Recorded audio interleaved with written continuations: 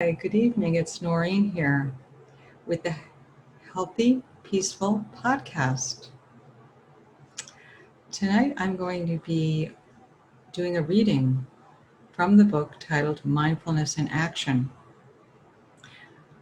And this is a book authored by Chogyam Trungpa, the great meditation master who was born in 1940 and 1980 and passed away in 1987. In addition, he's a teacher and artist. He founded Naropa University in Boulder, Colorado, the first Buddhist-inspired university in North America, the Shambhala Training Program, and an international association of meditation centers known as Shambhala International. He is the author of numerous books, including Shambhala, The Sacred Path of the Warrior, Cutting Through Spiritual Materialism, and The Myth of Freedom. Mindfulness in Action is a book about meditation, about the practice and experience of mindfulness and awareness, and about how these meditative qualities influence our everyday lives. It is a practitioner's book, a book for people who want to practice meditation and also apply meditative insight to their lives. It includes practice instructions as well as insights into the principles and aspects of meditation that are the foundations of mindfulness. Shaped for today's mindfulness audience, this book presents a broad secular approach to meditation and teaches how to practice awareness to improve one's life.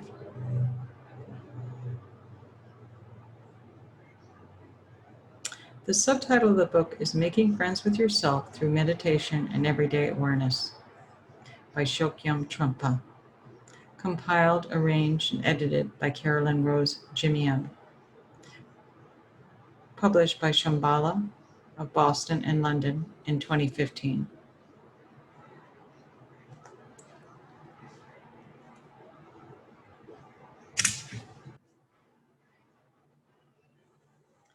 Dedicated to the vast family of all those who practice and live mindfully. Tonight I'll be reading part 1, titled Making Friends with Yourself. 9 chapters in part 1.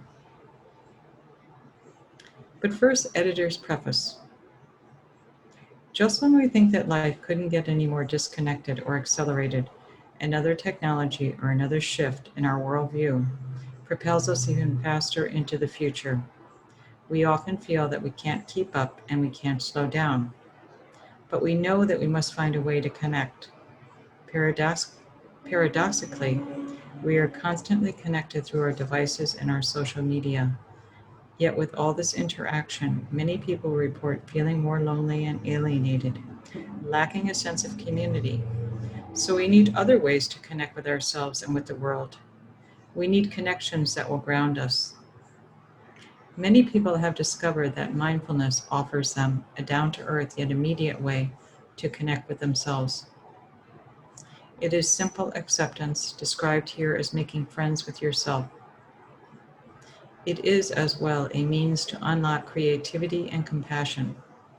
Meditation is a powerful technique for developing mindfulness, which can help us discover a way of being that is authentic, relaxed, and gentle. Meditation also offers a way of re-experiencing and investigating our world, as well as providing the means to develop greater awareness and to work with our emotions. Mindfulness in Action, Making Friends with Yourself Through Meditation and Everyday Awareness, is, as the title suggests, a book about mindfulness and its application in the context of our whole life. The book focuses on the practice of meditation as a tool for developing mindfulness and explores how mindfulness and awareness influence our everyday life. It is a book for people who want to explore mindfulness through the practice of meditation and also apply meditative insight in their lives.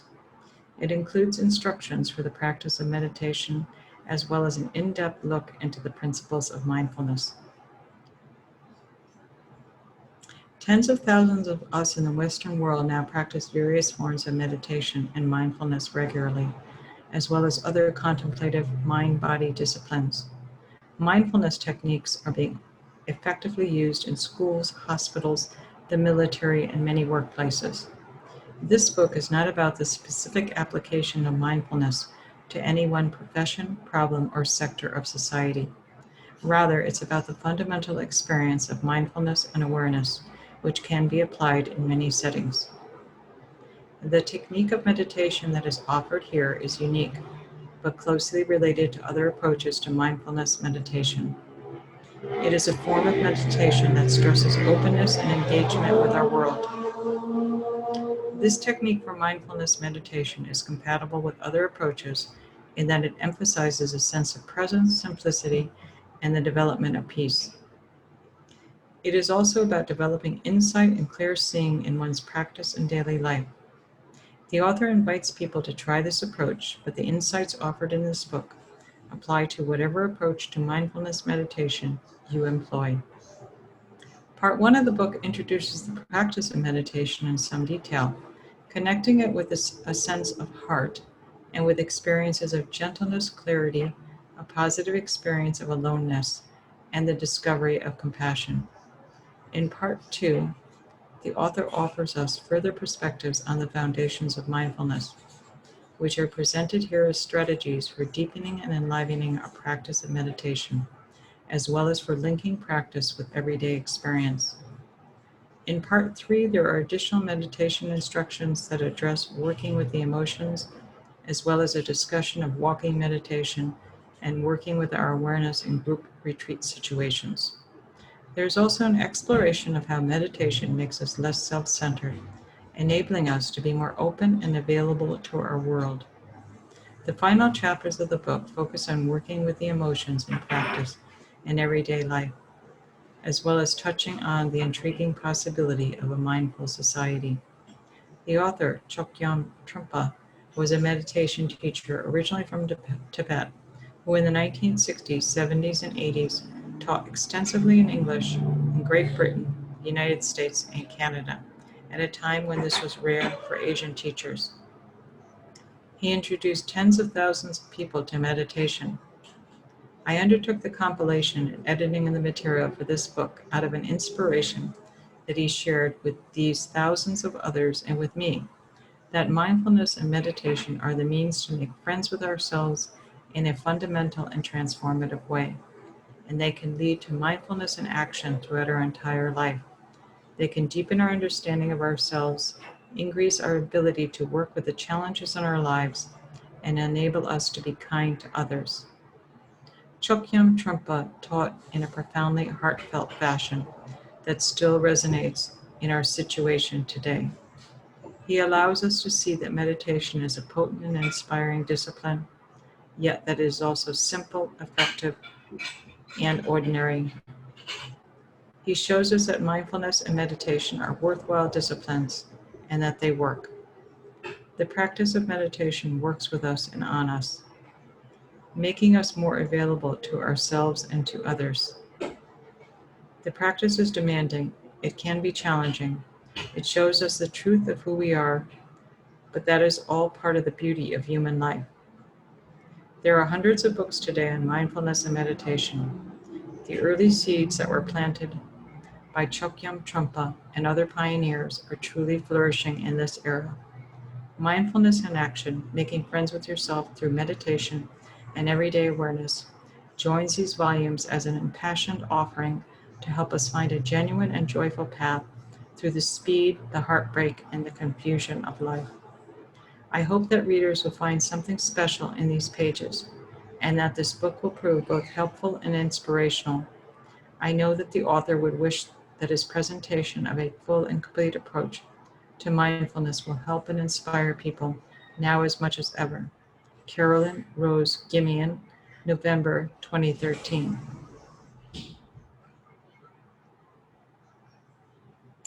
Part 1, Making Friends with Yourself.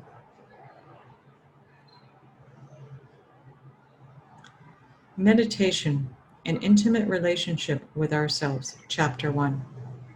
Meditation is one of the main tools we have to develop and practice mindfulness. It is a way to look at ourselves scientifically so that we can see our psychological situation precisely. Meditation practice is not an exotic or out-of-reach approach. It is immediate and personal, and it involves an intimate relationship with ourselves. It is getting to know ourselves by examining our actual psychological process without being ashamed of it. We are often critical of ourselves to the point where we may become our own enemies. Meditation is a way of ending that quarrel by making friends with ourselves. Then we may find that we are not as bad as we thought or had been told we were. Before we look at other aspects of mindfulness, I'd like you to give some idea of the benefits. I'd like to give you some idea of the benefits of meditation as they relate to our relationship with ourselves and our everyday life. If we label ourselves as hopeless cases or see ourselves as villains, there is no way to use our own experience as a stepping stone. If we take the attitude that there is something wrong with us, we must constantly look outside ourselves for something better than we are. That search can continue indefinitely on and on. In contrast to that approach, meditation is contacting our actual situation, the raw and rugged state of our mind and being. No matter what is there, we should look at it. It is similar to building a long-term friendship with someone. As part of the process of becoming friends, you get to know things that you do not like about someone, and you encounter parts of the relationship that are very uncomfortable. Acknowledging the problems and coming to terms with them is often the foundation for a long-term friendship. Having included those things from the beginning, you won't be shocked by them later on. Since you know all the negative aspects, you don't have to hide from that side of the relationship. Then you can cultivate the other side, the positive side as well. That is also a very good way to start making friends with yourself. Otherwise, you might feel surprised and cheated later on when you discover the things that you've been hiding from yourself. Whatever exists in us is a natural situation. It is another dimension of natural beauty. People sometimes go to great lengths to appreciate nature, by climbing mountains, going on a safari to see giraffes and lions in Africa, or taking a cruise to Antarctica. It is much simpler and more immediate to appreciate the natural beauty of ourselves. This is actually far more beautiful than exotic flora and fauna, far more fantastic, painful, colorful, and delightful. Meditation is getting into this organic, natural situation of what we are. It requires manual labor, individual effort to do this. We can't rent a helicopter to fly us into the heart of the matter without any inconvenience. We have to walk on our own feet. We have to walk into the countryside of this intimate natural beauty. That is the first step in developing mindfulness, going directly into our natural psychological situation without renting a fancy vehicle to get us there. We can't use an SUV or a helicopter. To begin with, we have to walk, which turns out to be worthwhile. The practice of meditation presents us with straightforward techniques for the development of mindfulness that are valid for our actual psychological situation. We work with the resources that we already have. Our present situation, what we are, is our stepping stone. We start with simple techniques such as sitting, walking, and breathing. These are natural things. We all have to breathe, we all have to sit down, and most of us can walk. These natural things are the starting point of developing mindfulness through the practice of meditation. We have to start small in an ordinary, simple way. In that sense, meditating is like collecting vegetables from your backyard rather than going to the supermarket to buy them. We just walk out into the garden and collect fresh vegetables and cook them. That is an analogy for the direct, personal, and immediate quality of meditation. It involves simplifying our basic psychology and our basic problems. Simplifying in this case means having no expectations about what you will gain by meditating. You just begin. It might be best to think of developing mindfulness through meditation as a way of life rather than as a one-shot deal. To benefit from meditation, you need more than a taste of it. You need to train yourself over a period of time. Otherwise, there will be a lot of unnecessary confusion. So it's important to stick with the practice and follow the instructions that you receive. The practice as it will be presented in this book is not necessarily more enlightening or promising than other techniques. However, if you stick with this approach and you apply exertion and patience, then regardless of your background or beliefs, you will have a chance to understand yourself better. I should warn you that such understanding might be extremely boring. Also, such understanding might include seeing some things you don't want to see. Nevertheless, we can't reject ourselves before we know who or what we are. So I encourage you to be brave. Please don't chicken out. It won't help to reject yourself or to congratulate yourself. Rather, try to work simply with the technique as it's presented to you in the following chapters. Meditation is extremely down to earth, irritatingly down to earth. It can also be demanding. If you stick with it, you will understand things about yourself and others, and you will gain clarity. If you practice regularly and follow this discipline, your experiences won't necessarily be dramatic, but you will have a sense of discovering yourself. Through the down-to-earth practice of meditation, you can see the colors of your own existence. The earth begins to speak to you rather than heaven sending you messages, so to speak. I personally learned something from this practice. This is not intended as a testimonial, but I want to share with you how I have benefited personally from the practice of meditation. In Chapter 3, I will give you instruction in the technique of meditation as I learned it myself. Meditation, as I was taught, it has several stages. The first stage is the development of basic mindfulness, which you can practice in a group or individually. At the beginning, this practice helps you develop mindfulness by teaching you to pay attention to your breath, your ordinary breathing. When you're running around, you may get out of breath. Then when you stop and sit down, the first thing you do is try to regain your breath. At that point, you pay attention to your breathing. Or if you want to relax, you sit in a comfortable chair and say, phew. So breathing is a part of what we naturally associate with both exertion and relaxation. In Chapter 3, we will talk specifically about how to work with your breath in the practice of meditation. The technique of mindfulness meditation is associated with the development of peace. In fact, we might call it peaceful living meditation. Peace here doesn't mean a state without war. It has nothing to do with politics. Here we are talking about peace as non-action. Say we are having an intense time with some situation in life, such as our relationship with a friend, with our parents, or with our business. When we step back from the intensity, we might also sit down and say, phew, peace is that kind of flopping down. Please don't misunderstand what I'm saying. In the practice of meditation, you can't get this kind of peace without applying discipline and exertion. Mindfulness is a specific and almost eccentric application of effort. It is like building a staircase. Making a set of stairs requires a precise measurement of the boards so that the steps are built properly. All the angles must be carefully measured and cut, and the right nails must be used and hammered in precisely. The staircase has to bear the weight of people walking up it. We might ask, a staircase to what? At this point, the destination doesn't really matter. Just building the staircase is good, with no promise and no blame.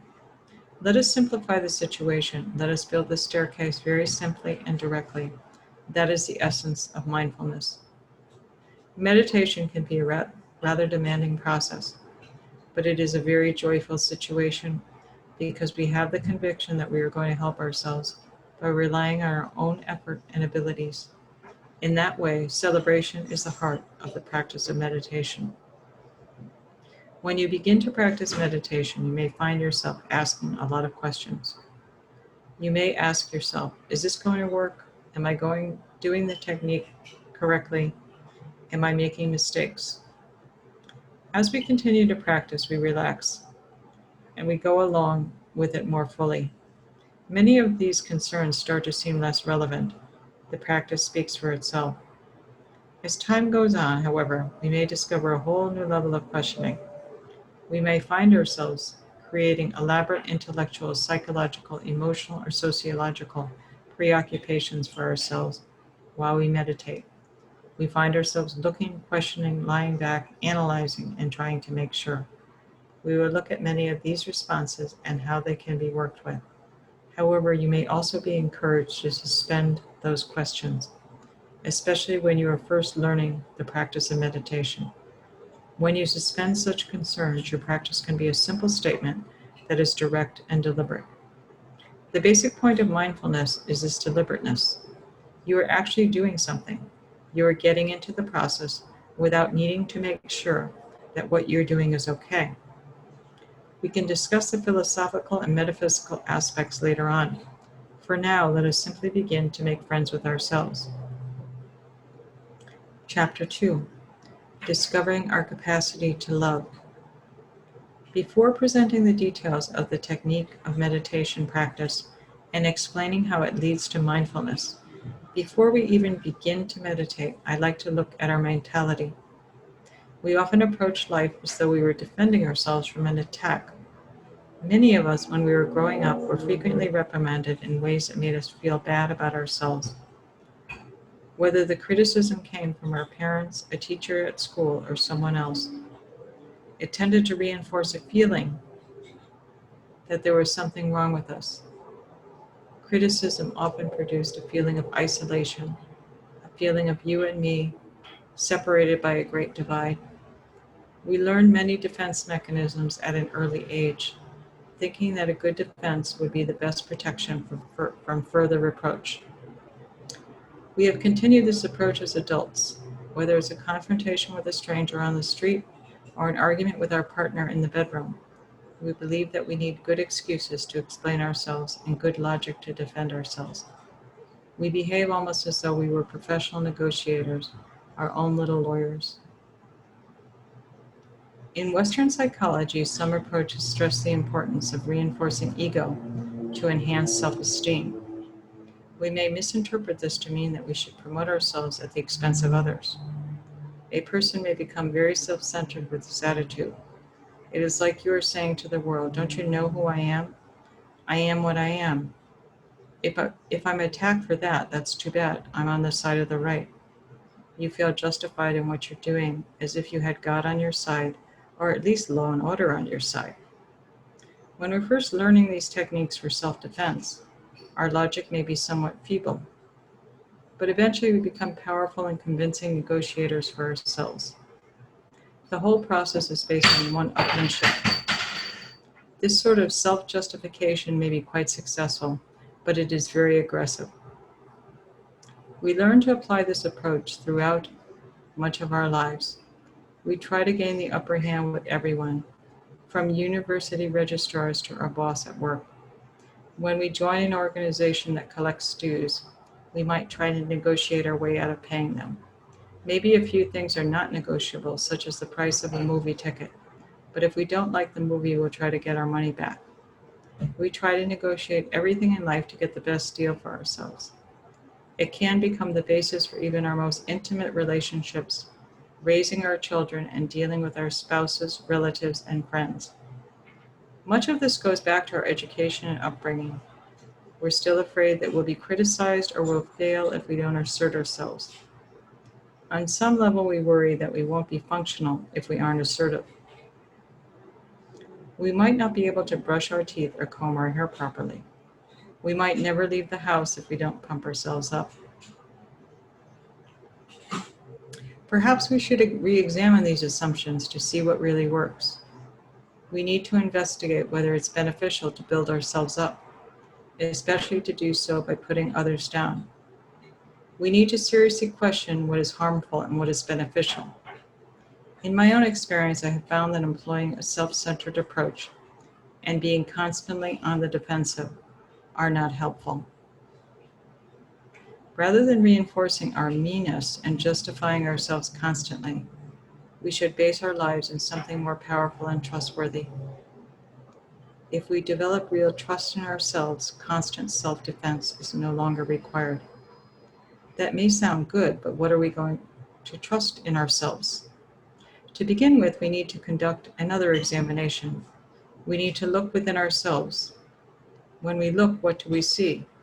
Ask yourself, is there something worthwhile and trustworthy in me? Of course there is, but it's so simple that we tend to miss it or discount it. When we look into ourselves, we tend to fixate on our neurosis, restlessness, and aggression. Or we might fixate on how wonderful, accomplished, and vulnerable we are.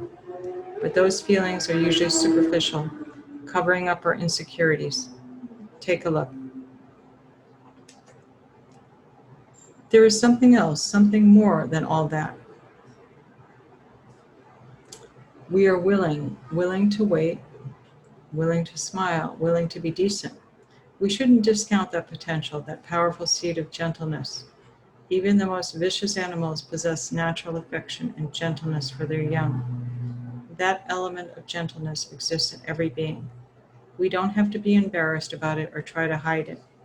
We don't need to cast ourselves as bad boys and girls or as heroines or tough guys. We can afford to acknowledge and cultivate gentleness and, first of all, to treat ourselves better. If we don't appreciate ourselves, we have no ground to work with ourselves.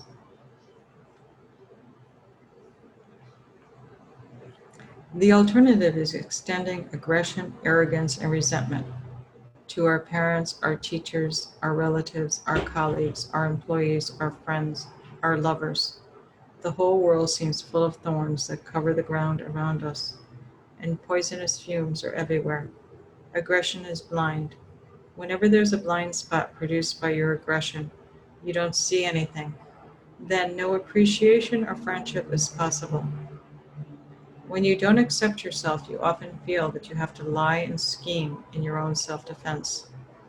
Once you start lying, you have to remember which lie you told to which person. But if you told hundreds of lies, it takes a lot of energy to keep them straight, which puts a huge strain on you. It's neither effective nor maintainable in the long run. Eventually, you get caught in your own web of lies. There is a much simpler way. If you decide to buy a shirt, you go to the store and pick out one on the basis of the cut, the fabric, the size, and the pattern. If the shirt fits, you generally feel good in it. Your new clothes feel clean and fresh. They don't come with dirt on them. Everything in life comes that way, without any need for logic to defend it. You might have trouble seeing this sometimes, but you yourself are also fine, excellent, in fact. Rather than deceiving other people, and more important, deceiving yourself, you can be as you are, which is more than good enough. It is worth appreciating ourselves, having affection for ourselves, and taking care of ourselves. Genuineness, goodness, and appreciation are extraordinary gifts. Ultimately, that is where we place our trust. This truth is so true that we don't have to pretend at all. It is real. Every one of us is capable of loving ourselves. We are also capable of falling in love. We are capable of kissing our loved ones. We are capable of extending our arm to shake hands. We may offer a meal to someone, welcoming him or her to the table, saying, "Hello, how are you?"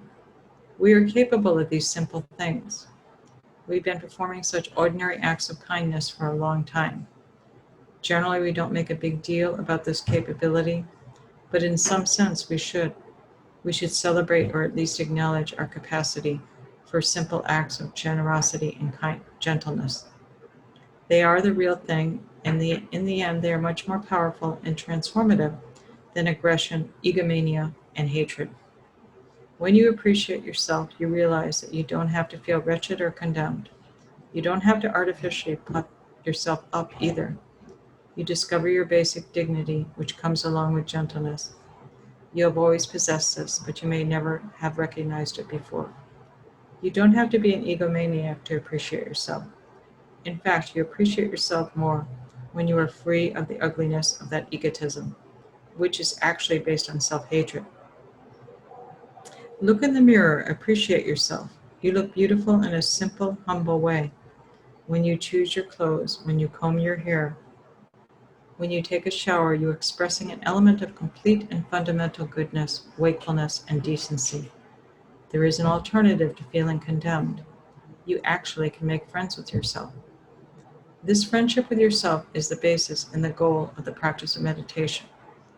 Meditation helps us to develop mindfulness and awareness, which allow us to gain another dimension of understanding ourselves. This makes us better friends to ourselves and to our world. Even before meditating, however, we can cultivate basic kindness toward ourselves. Without it, we have no way to move forward. When I was first studying in Tibet, I sometimes thought that my tutors were trying to make me into a charlatan, a fake wise man, because what I was studying seemed divorced from my experience. However, when I received meditation instruction from my teacher and started to practice meditation myself, things began to make sense. I began to realize that there was something real that I could connect with. My experience and I myself were part of the teaching that I was receiving, rather than my only being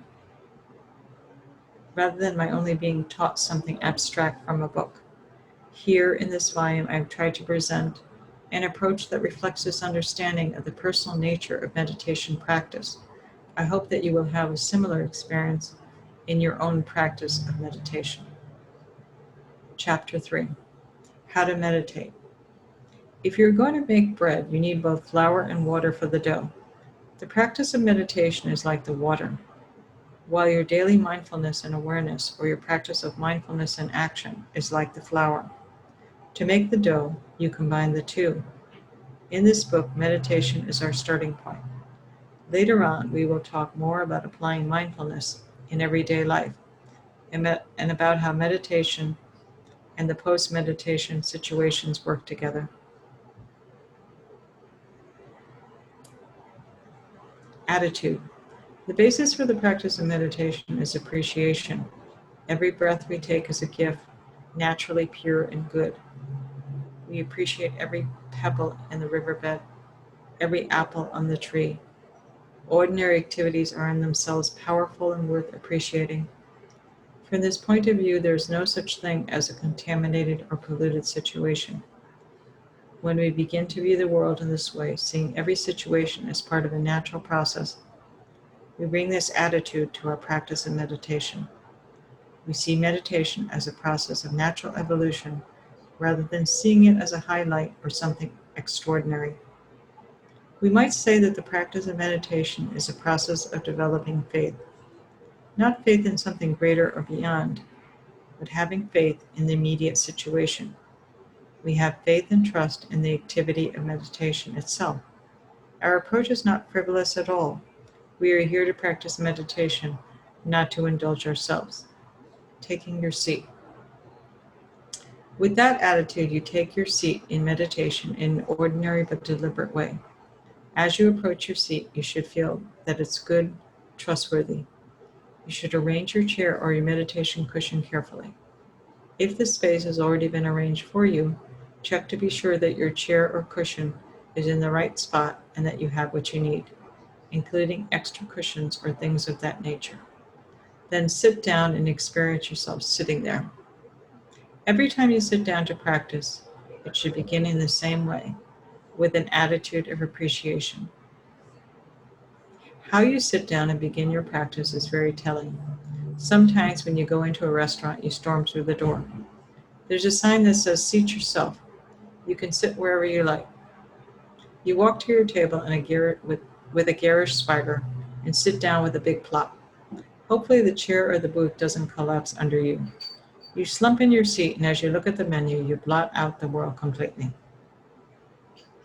Taking your seat in meditation is quite different. You choose your spot with respect. You bend down gently to sit on your cushion or chair, keeping that sense of respect. As soon as you put your weight on the seat, you feel that good posture is possible, and almost automatically you are inspired to sit up. When you are meditating, whether you are alone or sharing the space with others, you always hold your seat properly. Then you feel that you are doing the practice with dignity. When you sit down to meditate, you are making a connection with the earth, whether you sit in a chair or in a cushion. It's almost as if a message is coming from the earth, encouraging you to hold your seat properly. Posture. Posture is very important in the practice of meditation. This is equally true in everyday life. whether you are meditating or not. You may be driving a car, sitting in your living room, or reading a magazine in the dentist's waiting room. Your posture should always reflect an uplifted presence, wherever you take your seat. Your posture in meditation can actually produce a psychological change in you. You begin to understand that your purpose is already accomplished, just by taking the posture of wakefulness. In a certain sense, there's nothing more to do. You don't need a future goal. You can accomplish your goal on the spot simply by sitting with good posture. Posture in a chair. When you practice meditation, you can sit in a chair or you can sit on a cushion on the floor. If you sit in a chair, your feet should touch the ground, or you should put a cushion under your feet. This provides a sense of touching the earth or being grounded, having some foundation for your posture. Also, if possible, your knees should be slightly lower than your thighs. Depending on the chair, you may need to sit further forward, or you may need a cushion under part of your bottom. If you can, sit up straight so that your back is not leaning against the back of the chair. This will give you a more upright posture and will place less strain on your back and neck. It's also better not to use armrests unless absolutely necessary. You want your arms to be able to hang loosely from your shoulders. Posture on a cushion. When you sit on a meditation cushion, you cross your legs very simply. Your knees don't have to touch the ground, but it is helpful if they are at least slightly lower than your thighs. Otherwise, it causes a lot of strain on your lower back and it is difficult to maintain an upright posture. If you find it difficult to lower your knees below the thighs, you probably need a higher cushion. Once you have taken your seat and adjusted your legs, you straighten your back not to the extreme, but in a deliberate fashion. If you usually have a tendency to hunch over, which could give you a hunched outlook, in meditation you may find that you can straighten up. You sit well balanced in the middle of your seat, not leaning too far back or forward. You feel that you are sitting up straight, almost as though there were a thread attached to the top of your head, which tugs on your head if you aren't sitting up straight and encourages you to sit up straight. At the same time, you have a slight concave curve in your lower spine, which helps you to have a solid base where your hips and buttocks touch the cushion. You relax your belly. Your shoulders and your neck are also relaxed, but held beautifully in place, so that there is no strain. You tuck your chin in just a little bit. The quality of your posture in meditation is similar to how you might hold yourself if you were going to ask someone to marry you. Your approach would be semi-relaxed, friendly, and slightly seductive, but also somewhat formal. That's how your posture should be. I've noticed that when people see something very interesting or exciting in a movie, they all sit up with perfect posture. When the movie gets even slightly dull and uninteresting, people begin to slump and do all kinds of things with their hands and feet. But at first they have perfect posture. In meditation, we should feel like the moviegoer at the beginning of an engrossing scene. It is happening, it is your life. You are sitting up and you are breathing. It is personal and direct. You are sitting upright and with your head and shoulders, you assume a dignified posture. Posture is extremely important. Placing your hands. Whether you're sitting in a chair or on a meditation cushion on the ground, your hands should rest lightly but deliberately, palms down on your thighs, a little bit above or just touching your knees. Placing your hands is a statement of deliberateness, and it too brings a feeling of dignity. This is sometimes called the mind-relaxing posture. Your hands are somewhat open, not clenched, and your fingers are not held tightly together. There's a little space between them. The tips of your fingers are a little ways back from the bend in your knees. You want your arms to be relaxed, not pulled forward, nor held too close to your hips. You may have to experiment to find the right spot to place your hands. Gaze.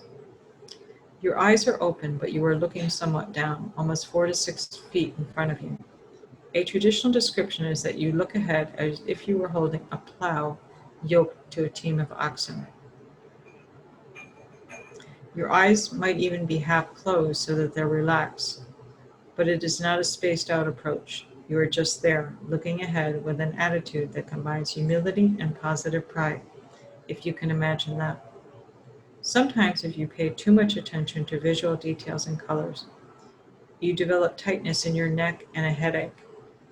In ordinary life, we walk and move and look around quite a bit, so the whole process is balanced. In this case, you sit without moving around. Often there's not much noise either, so everything is concentrated visually. This may result in visual tension, which can become a problem. The idea is not to focus too intently on the visual situation, but just to open your eyes without focusing too precisely on anything. Your gaze should be somewhat soft. In your practice, you can experiment and discover for yourself what this means. Mouth and tongue. When I was at the dentist recently, she encouraged me not to grind my teeth and not to hold my jaw too tightly. She gave me a technique to help with this, which is to rest your tongue on the roof of your mouth. That coincides with the approach we take in meditation. The instructions for meditation encourage you to open your mouth slightly when you meditate, which helps you to relax. If you rest your tongue on the roof of your mouth, you can relax your whole face and jaw. You aren't clenching your jaw. The tip of the tongue is lightly placed on the roof of your mouth, just behind your teeth. That way, your mouth is relaxed. Your mouth is slightly open, as though you were saying the syllable ah. Mindfulness of breath. Once you establish your seat, all the aspects of your physical posture help you focus your mind on the breath.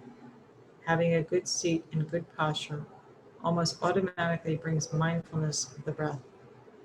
The ground beneath you is solid and it supports you. Once you settle in your seat, the main thing that is happening is your breathing and a unified sense of your body and its systems all working together.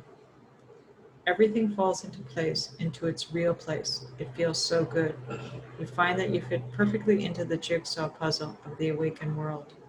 There is no struggle or artificiality involved. The situation feels good and precise, almost ideal. Your breath is constantly going in and out.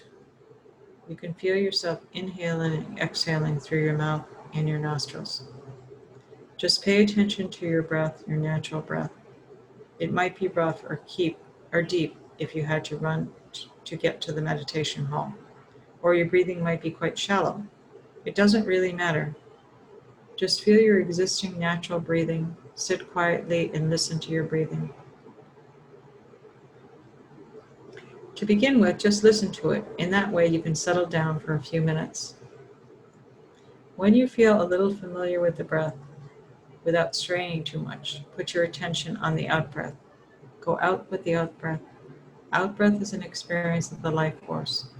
In the Lamaze method of natural childbirth, they talk about breathing out and letting go as you are giving birth. This is a similar approach. The out-breath in meditation is like giving birth to the universe. You just let go. You follow the out-breath very simply. Go along with it. Don't particularly try to feel the temperature of the breath in your nostrils or anything like that. Just breathe out, and as your breath goes out, you go out very simply. Then you are automatically willing to breathe in. You breathe out, and then you have a gap. Without extra effort, you will breathe in naturally. When you look at a beautiful flower, you take in what you see, and then eventually you blink. That's like the gap at the end of your out-breath, which goes along with how you perceive your world. You project out, you perceive something, and then you give yourself a break, you blink. The breath allows you, your brain, to sort out and integrate your perceptions. So the whole process is project, perceive, and take a break. That's how we experience our phenomenal world altogether. Don't try to be too rigid and solemn about working with the breath. Keep everything simple and to the minimum. Working with the breath is a straightforward practice that is direct, real, and also revealing.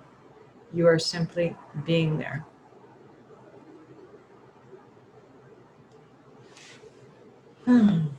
Working with thoughts. When you are in that space, holding your posture and following your breath, your mind will start to raise its own questions. Now what? What does this mean? What does that mean? When all those questions arise, you are reacting to hearing the sound of emptiness resounding in your mind. It is empty in the sense that there is no content in meditation. I'm not speaking literally about hearing a sound, but about a reaction to slowing down and emptying out. Your reaction, or the echo of emptiness, may take the form of anticipation, anxiety, or questioning. You are sitting without an object, without an agenda. You have nothing to do, your mind begins to question what is going on because it's not used to the stillness. It will start to manufacture all kinds of entertainment. You begin to realize that you have all sorts of thought patterns. What are you going to do about these? So many thoughts of past, present, and future will arise in your practice of meditation. Thoughts about your life, your future plans, conversations with your friends and your relatives, all sorts of self-conscious gossip. Let all these things come through. Let them just come through. Don't try to say whether they're good or bad, or for that matter, whether they are particularly good. Just let them come through as simply as you can. That approach brings a sense of openness. You can't find your thoughts threatening or particularly helpful. They just become the general gossip, the traffic of your thoughts. If you live in a city, you hear the traffic coming through your windows. There goes a motorcycle, there goes a truck, there goes a car, and then there's somebody shouting. At the beginning, you might get involved in or distracted by the noise, but then you begin to think, so what? Similarly, the traffic of your thoughts and the verbosity of your mind are merely part of the basic chatter that goes on in the universe. Let it go through. You relate to sound, smell, sight, every experience that you have in the sensorial world with exactly the same mindful approach. You see things simply and directly. You're just there with them and with your breathing. Labeling thinking. It doesn't matter what comes up. You don't have to analyze anything when you're meditating. You can simply maintain your dignified posture and pay attention to your breath. The technique is that you look at the thoughts as they arise and say to yourself, thinking. Whatever goes through your mind is purely thinking, not mystical experience. Label it thinking and come back to your breath. So you are there, you are thinking. You don't try to get away from your thoughts, but you don't stick with them or encourage them either. Thought patterns are just ripples on the surface of the pond. They come and they go. They merge into each other, and you can take the attitude that they are not a big deal. Aches and pains. Bodily aches and pains and physical irritations also come and go. They may seem more problematic than your thoughts, but in meditation practice, you regard physical sensations as also thought patterns. Label them thinking. Aches, pains, pins and needles, all thinking. This keeps everything simple and straightforward, so that you appreciate everything as part of one natural process. There might be a loud noise outside, the sound of a train, traffic, or jet engine. For that matter, you might be sweating or you might feel cold and chilled. It's all thinking from this point of view. When you begin to relax everything in this way, it allows you to relax. However, often you come up with further complaints. You probably know the story of the princess and the pea. She couldn't sleep because there was a pea under her mattress. You may have a similar experience when you are meditating. You may think there's a little metal ball stuck in your cushion or on your chair that is causing you a lot of pain, or you feel as if someone is sticking a knife between your shoulder blades. All kinds of discomforts arise. It doesn't matter. The discomfort comes and goes. Just be precise, label it thinking, and return to the breath. If you take this too far, you could strain your leg, your back, or some other part of your body. So don't ignore the discomfort entirely. Rearrange your posture if it's necessary. It's good to do that at some point. But at the same time, it's a thinking process, so relate to it as a thinking process.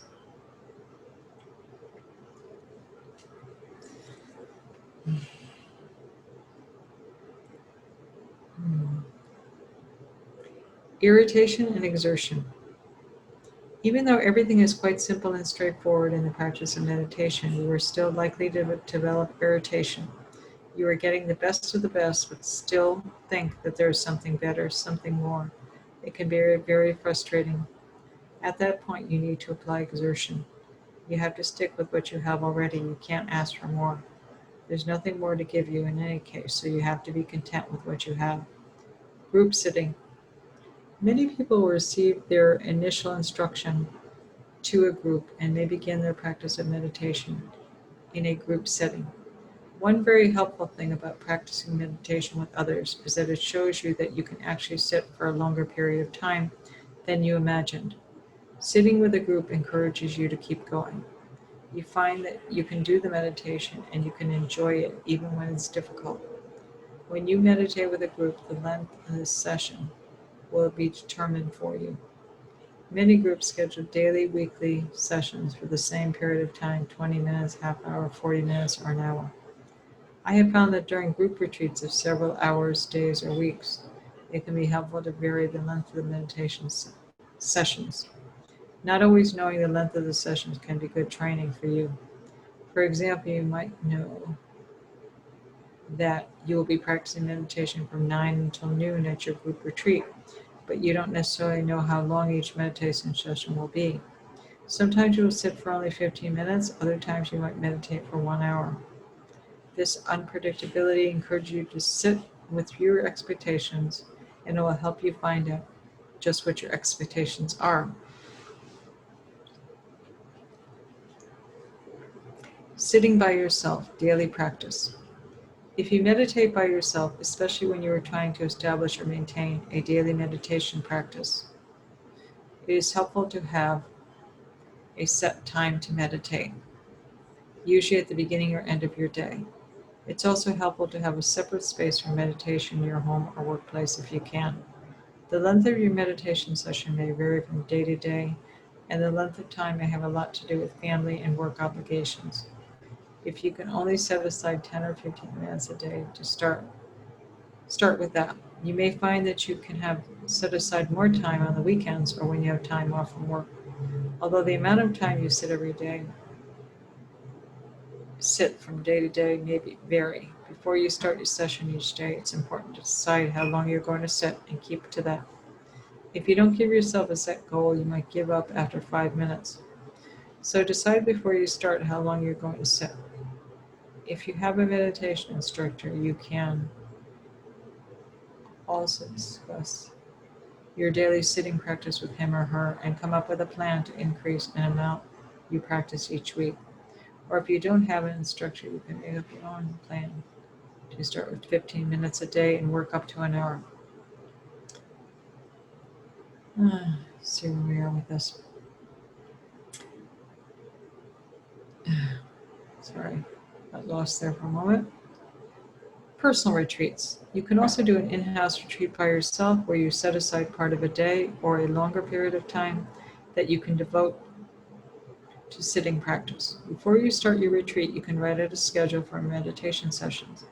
If you do an in-house retreat for several days, you can also include meal breaks, readings, and free time in your predetermined schedule. It's good to push yourself a little in terms of how long you sit, but don't be too ambitious. Be kind to yourself.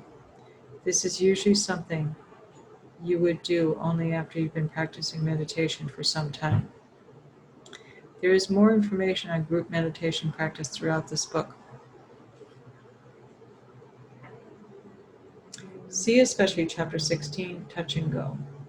For a discussion of personal and group retreats in relationship to aloneness, see Chapter 7, Rhinoceros and Parrot. Altogether, meditation teaches us that we can handle ourselves, our bodies, and our minds properly. Meditating in this way is thoroughly enjoyable. For the first time, we are doing something real, something that is totally free from deception. Well, that brings me to Chapter 4 of Part 1, which is titled The Teddy Bear Breath. But I think we're going to conclude today on Chapter 3 of Part 1. So I'd like to thank you for joining me this evening for this episode of the Healthy, Peaceful podcast, which is a I've been reading from the book Mindfulness in Action by Chogyam Trungpa, the founder of Shambhala meditation centers in the United States. And I hope you have a wonderful evening and weekend. Noreen, stay healthy, peaceful.